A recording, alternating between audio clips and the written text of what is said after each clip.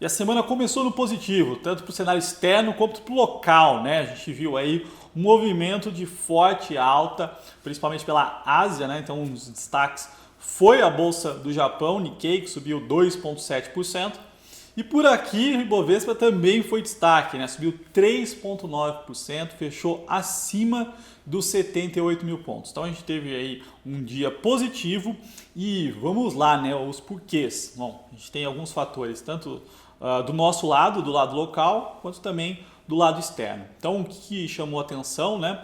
Foi o movimento do Japão em anunciar que o programa de recompra de títulos públicos deles não terá limite, né? Eles falaram que vão continuar comprando, recomprando, sem limites. Não colocaram um target aí para o limite de recompras, né? E do lado dos títulos corporativos, eles falaram aí do número de 20 trilhões de ienes. Então, o governo japonês, né, fazendo um esforço aí para injetar liquidez no mercado, o que é positivo, né? A gente tem assistido aí nas últimas semanas um esforço da maioria dos países, dos grandes países, né? Injetando liquidez via política monetária e também fazendo fiscal, e isso tem ajudado, tá? Então, do lado da Ásia, né, tivemos aí o Japão que contribuiu para essa alta. Além disso, Europa, né? Então nós tivemos a Itália anunciando que a partir do dia 4 de maio vai iniciar a segunda fase da abertura da economia por lá. Então eles estão reabrindo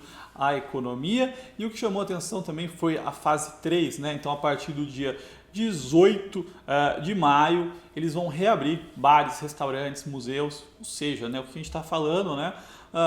Que o país que foi mais impactado pelo corona já viu, né, o ápice, está em forte redução e já está planejando a volta de lugares públicos, né, que é o que a gente vem falando aqui, né? O corona tem um ciclo muito claro e isso está se configurando, né? Tá acontecendo. Isso já traz os bons, pelo menos a reabertura, né? Depois de tudo que o mundo passou, a gente está caminhando para a reabertura, então isso é positivo. Animou os mercados, tá, pessoal? O corona tem ajudado, esse momento tem ajudado muito os mercados, essa fase, esse news flow positivo. Do lado local, né? Então, depois da última sexta-feira, né, onde o mercado sofreu muito em função do cenário político, hoje pela manhã, antes da abertura dos mercados, né, por volta entre 8 e 9 da manhã, o presidente Bolsonaro, juntamente com alguns ministros, e principalmente o Paulo Guedes, né, que é o nosso super ministro da Economia, fizeram uma coletiva de imprensa em frente ao Palácio da Alvorada, num tom super sério, sóbrio, né, falando de economia. Então o presidente falou que o Paulo Guedes era o homem da economia, que eles estavam saindo de uma reunião ali para discutir como é que eles iam reaquecer a economia. Paulo Guedes falou num tom também super conciliador, falando dos desafios e do que eles pretendem fazer. Então, assim, qual foi o grande ponto, né? Na verdade, não teve nenhum grande anúncio ali, mas o grande ponto foi a sinalização. Então, na última sexta-feira, quando fizeram aquele anúncio, né, a gente viu ali uma reunião meio que feita às pressas, né? O próprio Paulo Guedes não estava de acordo com que a maioria dos ministros estava, né? Não estava de paletó, não estava de gravata. Hoje você via ali todo mundo alinhado, então aquilo tudo, né, a imagem foi muito positiva para mostrar que o governo está alinhado, reafirmou, né, o Paulo Guedes no governo, o que é positivo. Então é um dos medos do investidor, né? O Paulo Guedes agora é uma âncora, ele sustenta boa parte dos planos econômicos, né, tudo que tem que ser feito, das reformas, e esse posicionamento dele de reforçar, de estar do lado do presidente, foi positivo, sem dúvidas, tá? Então a gente viu hoje um movimento aí de retomada em função do nosso mercado também, do mercado local, de uma melhora no ambiente político. E como eu disse, né, no vídeo de ontem já, a gente está no início dessa crise política, a gente precisa ver qual vai ser o caminho, né? Por enquanto as coisas estão muito tá muito antecipado ainda para pensar em qualquer saída, né? Mas a gente já está monitorando de perto.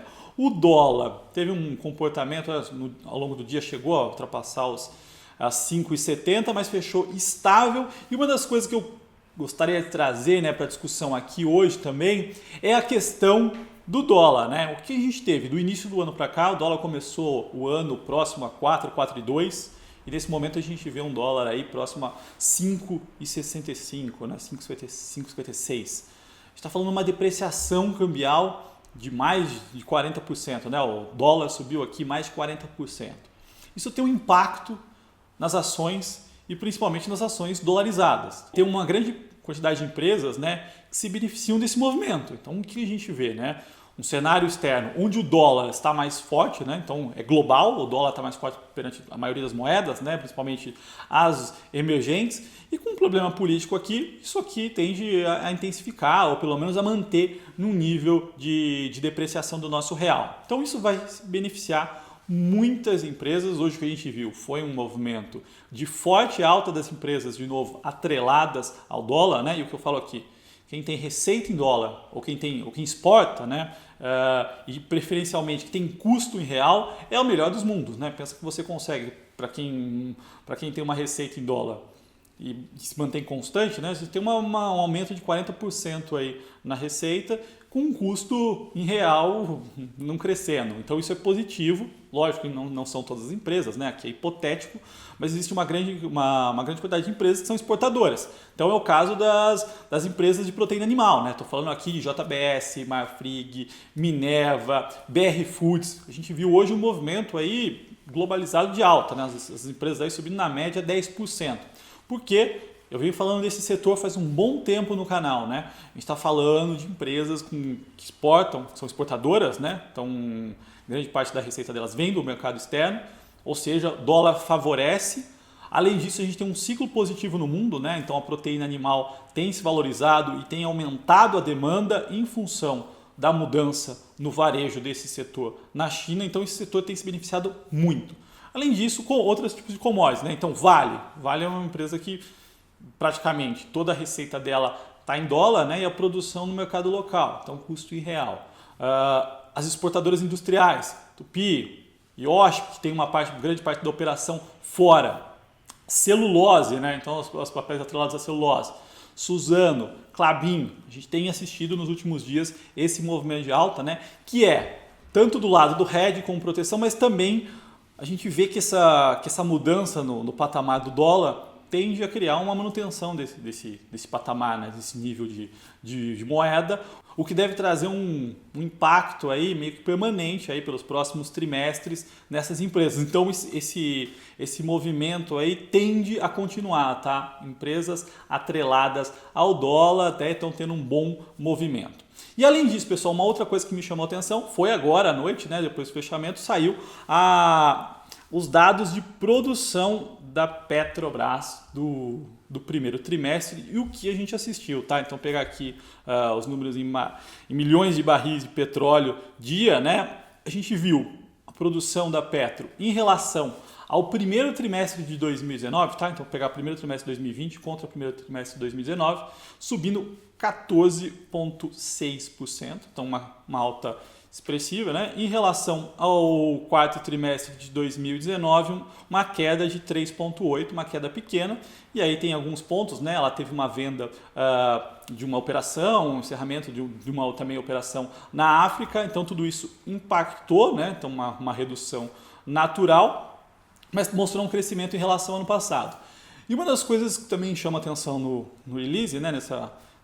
Nos dados que ela reportou aqui, é em relação ao próprio Covid-19, que janeiro, fevereiro e março, né? Março a gente sentiu, já começou, né? No meio de março a gente iniciou a quarentena no Brasil, ela disse que não sentiu um impacto nesse primeiro momento, tá? Então, e os dados mostram isso, né? Um pouco impacto aqui em relação ao último trimestre, né? O quarto trimestre de 2019, e isso impactado por venda ou encerramento de algumas operações e um crescimento de 14,6% em relação ao primeiro trimestre do ano passado, tá? Então, provavelmente no mês de abril, né, vai ter algum impacto, mas vamos terminar o segundo trimestre para ver o que vai acontecer. Mas isso é mais um dado positivo dentro daquele cenário todo que a gente vem falando. Tá certo, pessoal? Bom, se você gostou desse vídeo, dá um like, se inscreva no canal e até o próximo.